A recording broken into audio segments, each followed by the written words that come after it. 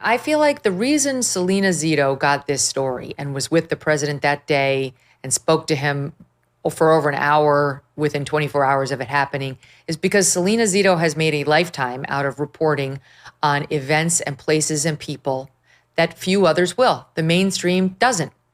You were in Butler because you knew Butler mattered. You were in Pennsylvania because you knew the back areas of Pennsylvania would determine the next president of the United States in a way. Yes, the mainstream media knew Pennsylvania was important, but you knew the state, you knew the towns, you knew the flavor, you knew the feeling. Your family's from there. But that's been your MO your entire reporting career.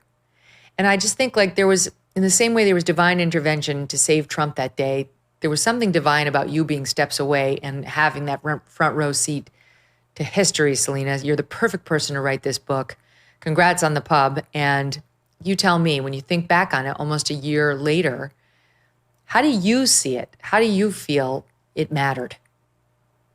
Well, first of all, thanks for having me on. I feel very honored and to be able to tell this story in a way that I think is very authentic to the people and honors the people of Pennsylvania who were part, they're part of this story, not only that day, but in the days leading up to it and the days after. And, when you're a reporter, you don't always expect what you're supposed to do that day to be exactly what happens. I wasn't supposed to be standing in the buffer 4 feet away from the president. I wasn't supposed to see the president before he went out there.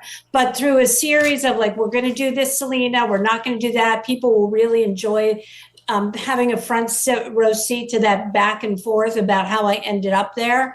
But, I was there for a reason, and I think I was there because I'm supposed to tell this story in a way that is meaningful and nuanced and understands not only Trump, but more importantly, a constituency of people that are very rarely seen who placed him into office.